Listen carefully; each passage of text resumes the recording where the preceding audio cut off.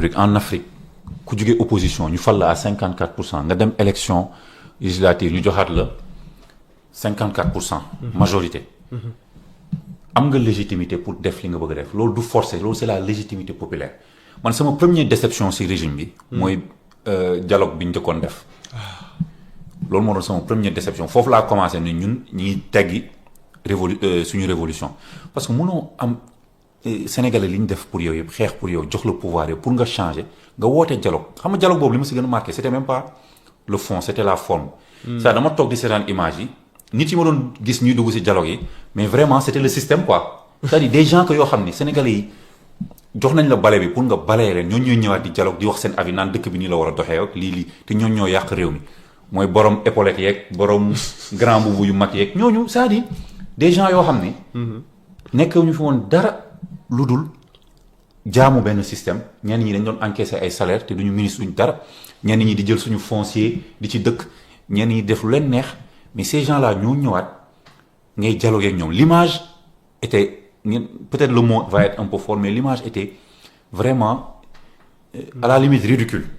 à la limite c'était ridicule man jour boobu j'ai eu am na lu ma metti. Ah oui. On n'avait pas à dialoguer dialogue du foofu. gis naa tam temps yi ay ambassadeur de la paix ak yu kenn xamul mais nañ dem Mali y a des problèmes nañ dem Kidal wala dem ambassadeur de la paix Sénégal amuñu pour se réconcilier parce que amul guerre civile. Sénégal li fi amoon ay criminels ñoo jël ay nit di leen rey dañu war a jàpp criminels yi tëj leen kaso condamné leen loolu la mais amu fi ay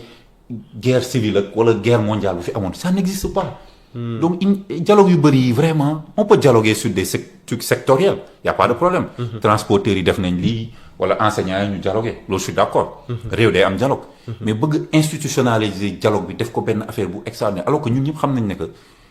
Macky Sall bi muy def dialogue am yooyu c'est pour ay tappale woon la pour su amee problème indi ay son opposition là soi-disant opposition pour déggoo ak ñoom. c'était juste pour ça donc ñun fu ñu indee dialogue on doit amener une autre forme de dialogue boo xam ne si ay difficultés la loo xam ne Sénégalais yëpp d'accord nañ ne que lii dañ ci war a waxtaan mais quand tu as la majorité pour mener benn politique boo xam ne da nga ko présenter Sénégal ñu voté la pour loolu il faut mener ta politique soo réussir ñu xam ne yaa réussir soo échecé nga ñëw ni Sénégalais yi dama échec man loolu laa gëm en tout cas c'est ma position. bu amatul beneen question foofu na ñu jàll ci wàllum reddition des comptes ak justice. gis nañu tamit loolu bokk na ci promesse électorale u Pastef. que ni bu ñu agsee ci nguur gi lépp loo xam te ay nit defoon nañ ko fi lu jaarul yoon ci luubal alalu askan bi danañu fexe ba tegaat ko sur la table rendre justice ci mbir yu ni mel ñu gis ci ñaari at bi def ngeen ko ci nguur gi ba léegi cette reddition des comptes xëy na mu ngi xaw a yéex lool ñi ci jotoon a jàpp sax libéré nañ leen le président de la république dikkaat na ci démb ne faaw ñu respecter li nga xam te moo nekk présomption d'innocence su nit ñi ñaari at nag Sénégal yu bëri jàpp ni yéexee am na ci yow noo gisee tey la question liée à la reddition des comptes. waaw man régime Pastef ñaari ma si gën a intéressé mooy reddition des comptes ñi sàcc suñu xaalis ak justice pour les martyrs te ñaar yooyu moom wax dëgg-dëgg amatuma ci yaakaar comme ni ko PM waxee woon. man amatuma ci yaakaar je pense que c'est raté parce que reddition des comptes dafa am un aspect symbolique déjà avant sax ñuy wax ci vraiment résultat concret yi nga war a am ci reddition dafa am un aspect symbolique. sous Macky Sall y avait des gens qui symbolisaient la corruption maanaam ñu ko wëroon clan am. ñoo xam ne ñun ñëpp xam nañ ne que ñii duñu ay nit yu jub ñii ils se sont enrichis avec le pouvoir léegi soit on me dit que suñu juge yi wala notre justice n'est pas assez compétente pour faire la reddition des comptes on accepte y a pas de problème soit ñooñu ils ont li ñu am yëpp dañ ko am de manière honnête dañ leen tooñ et cetera aussi y a pas de problème mais qu'on aille dans des procès qu'on le fasse ñun ñëpp y a des rapports c'est-à-dire du loo xam ne Pastef moo ko inventé wala moo ko bind ci programme y a des rapports qui disent que ñii li lañ def ñi lañ def mais ñoom ñëpp ils sont en train de circuler librement presque la majorité ñi duggoon ñi ngi génn mais xel day tey léegi nag je n'accuse personne man personnellement accusé wu ma président rek xaw ma nag moom la wala du moom mais li ma xam mooy que réforme yi ñu waroon def ci justice on l'a pas fait il fallait y aller beaucoup plus fort parce que la justice elle est rendue au nom du peuple. Il n'y a pas de république de magistrats ou de juges il y a des magistrats très honnêtes très travailleurs man j'en connais comme am na ñeneen ñoo xam ne mooy loolu donc il faut ñu identifier ñooñu def li ñu war a def suñu bëggee justice la justice doit être la volonté l'émanation de la volonté populaire ñun kan moo am légitimité populaire kan lañu fal président de la république mu nommé premier ministre kooku proposé ko ministre de la justice procureur donc le procureur légitimité am fu mu koy jëlee c'est de la légitimité populaire du peuple. Absolument. Le procureur n'a pas à être indépendant dafa war a def li ñu ko sant pas ne ko demal jàpp Faride mais ne ko reddition des comptes il faut nga topp gars yi ne ko ñun dañu sévère par exemple si toxkatu yamba donc toxkatu yamba yi suñu ñëwee foog nga topp leen léegi nag le juge assis qui est au tribunal c'est lui qui est indépendant kooku mooy ñëw ñu présenté ko fait kay ñëw ak avocat am présenté ko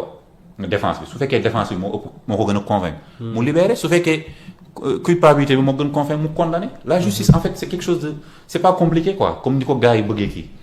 mais ça n'a pas été fait sincèrement j'ai pas la compétence juridique wala xam-xam wala xam ni ministère de la justice ak yenn yi di doxee pour xam exactement lan moo bloqué mais le constat est là après 2 ans loolu échec la beneen bi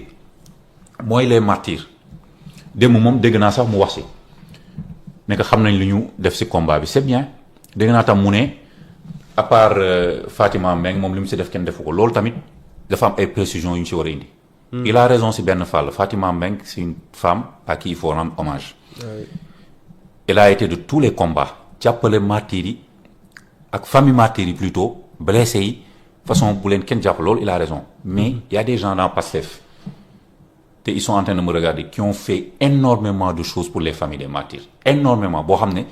président Bassirou Diomaye Faye defu ko. Ah oui. C'est juste que nit yi dañ dul def di wax mais Pastef c'est un parti extrêmement solidaire am na gis nga le Pastef lu mu li nit yi cotiser li ñu génne ci xaalis pour aider nos martyrs pour aider nos prisonniers pour toppatoo leen ñenn ñi jël ci ay risques peut-être moom xamu ko mais c'est énorme parti bi ñu bëri ñoo ko def donc du affaire benn nit